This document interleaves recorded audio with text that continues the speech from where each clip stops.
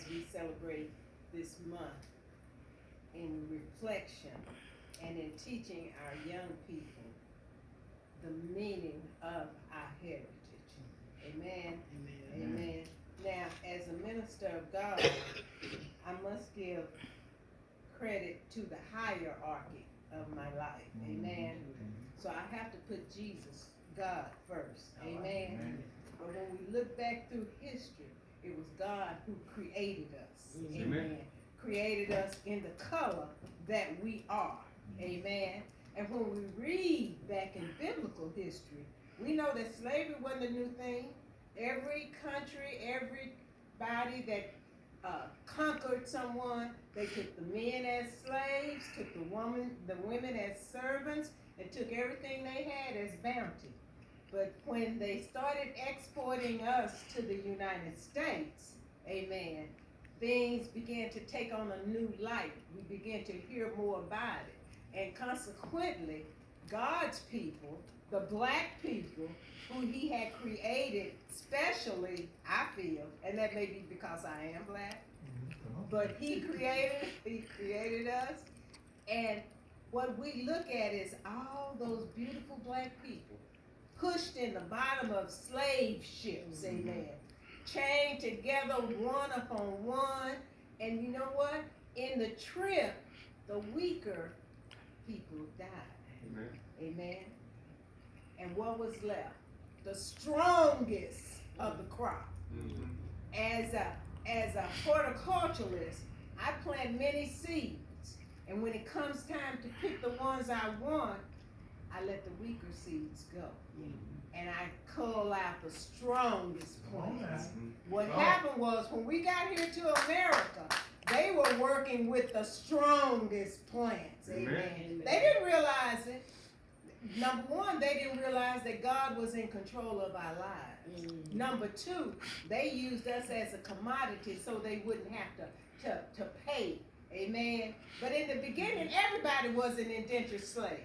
They brought them all here. They worked for a certain amount of time, and when their indentured serving time was over, they gave them, I think, 10 acres of land, corn for a year, and several other things.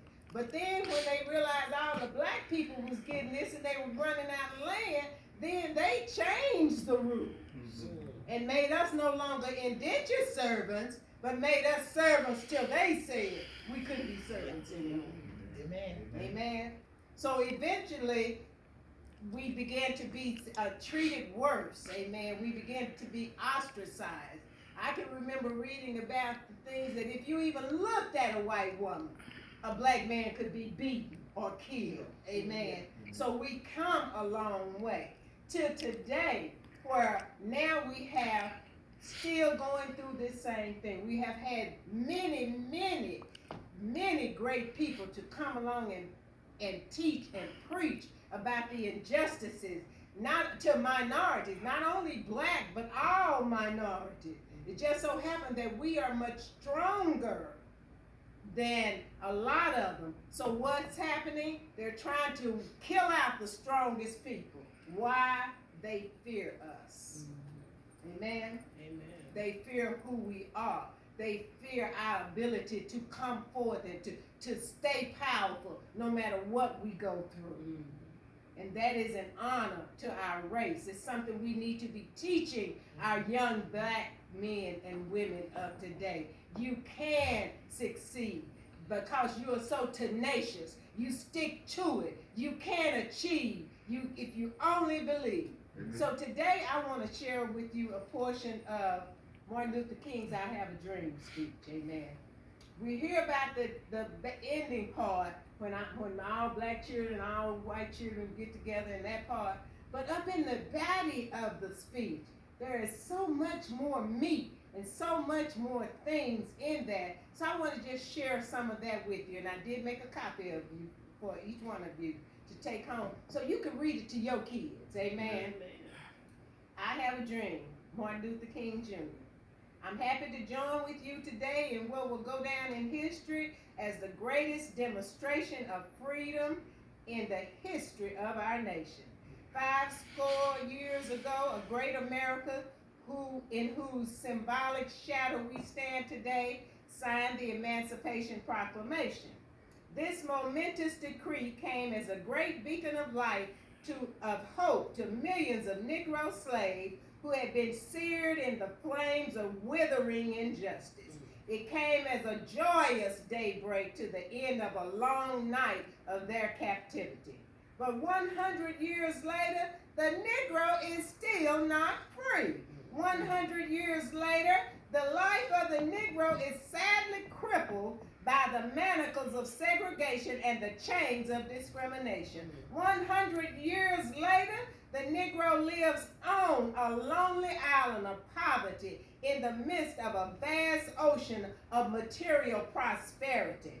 100 years later, the Negro still languished in the corners of an American society and find himself exiled in his own land. And so we are coming here today to dramatize this shameful condition.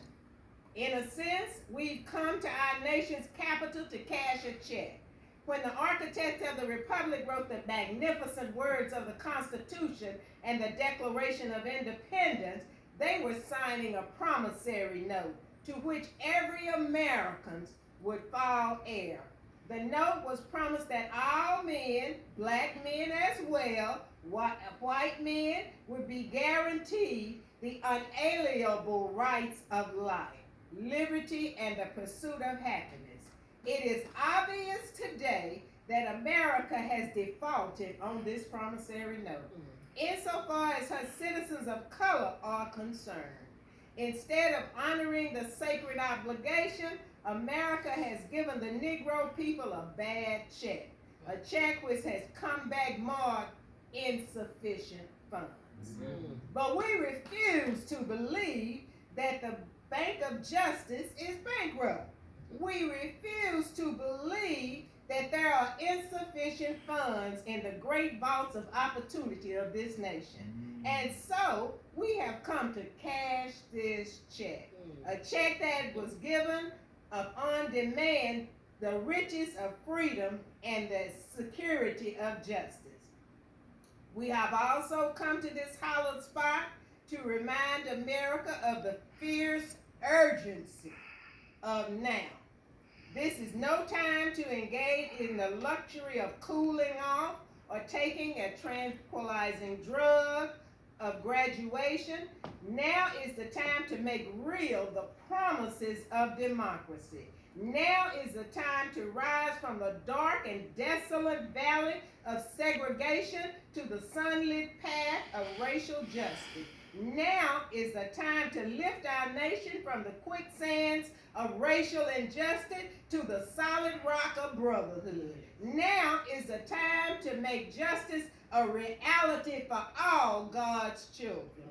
It would be fatal for the nation to overlook the urgency of this movement. The sweltering summer of the Negro's legitimate discontent will not pass until there is an invigorating autumn of freedom and equality. 1963 is not an end. That's when he said this. But a beginning. And those who hope that the Negro needs to blow off steam will now be content by have a rude awakening if the nation returns to business as usual. And there will be neither rest nor tranquility in America until the Negro is granted his citizenship rights. The whirlprinds of the revolt will continue to shake the foundation of our nation until the bright day of justice emerges. But there is something that I must say to my people who stand on the warm thresholds which lead into the palace of justice. In the process of gaining our rightful place, we must not be guilty of wrongful deeds. Let us not seek to satisfy our thirst for freedom by drinking from the cup of bitterness and hatred. We must forever conduct the struggle on the high plane of dignity and discipline. We must not allow our creative progress to denigrate into physical violence. Again and again, We must rise to the majestic heights of meeting physical force with soul force. The marvelous new militancy which has engulfed the Negro community must not lead us to distrust of all white people. For many of our white brothers have, which is evidenced by their presence here today, have come to realize that their destiny is tied up with our destiny. And they have come to realize their freedom is inextricably bound to our freedom. We cannot walk alone. And we will not walk alone. We must make the pledge that we will stand always march ahead. We cannot turn back. There are those who ask the devotees of civil rights this question: when will you be satisfied?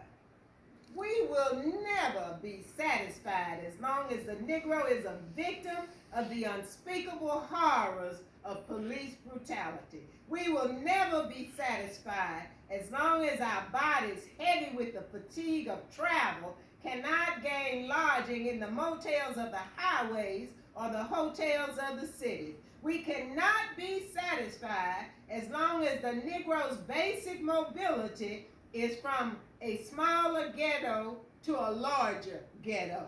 We can never be satisfied as long as our children are stripped of their selfhood and robbed of their dignity by signs stating for whites only. We cannot be satisfied as long as the Negro in Mississippi cannot vote, and the Negro in New York believes he has nothing to vote for. No, no, we are not satisfied, and we will not be satisfied until justice rolls down like water and righteousness like a mighty stream. I'm not unmindful of some of you have come here out of great trials and tribulation. Some of you have come fresh out of the narrow jail cells. And some of you have come from areas where your quest for freedom, has left you battered by the storms of persecution and staggering in the winds of police brutality. You have been veterans of a created suffering. Continue to work with faith that unearned suffering is redemptive.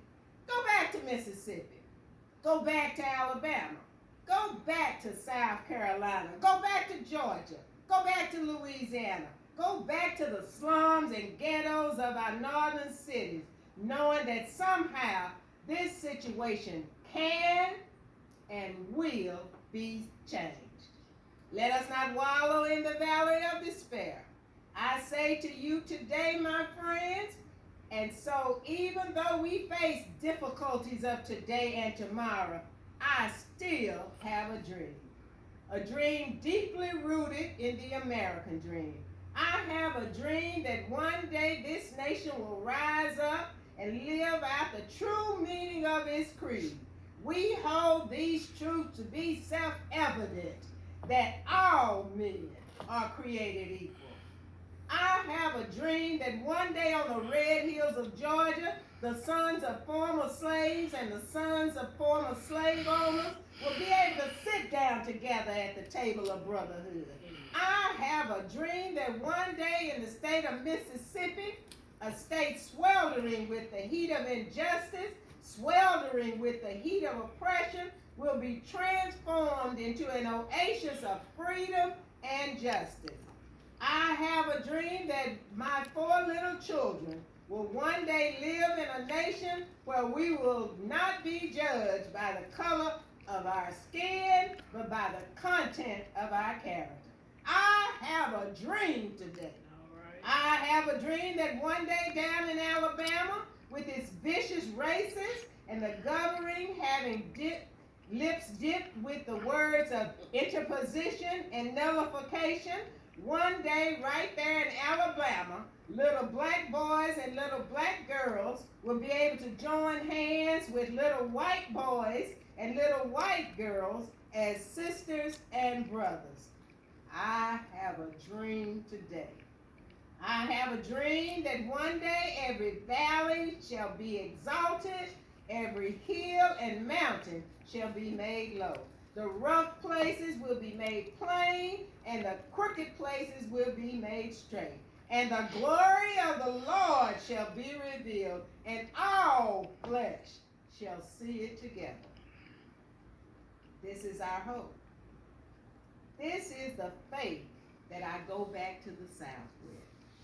With this faith, we will be able to hew out the mountains of despair a stone of hope. With this faith, we will be able to transform the jangling discords of our nation into a beautiful symphony of brotherhood.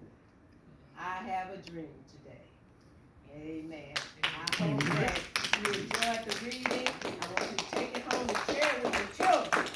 Amen. I have a dream. I know you have a dream. We have a dream for our children. All we want is equality. Amen. You don't have to like me. That's all right. Since the Lord told me to like you, I like you. But we do have to do this one thing. We have to respect each other, and we have to live together for the good of all mankind. Amen. May God continue to bless you and keep you. And now you're back in the hands of Dr. Boston. Amen.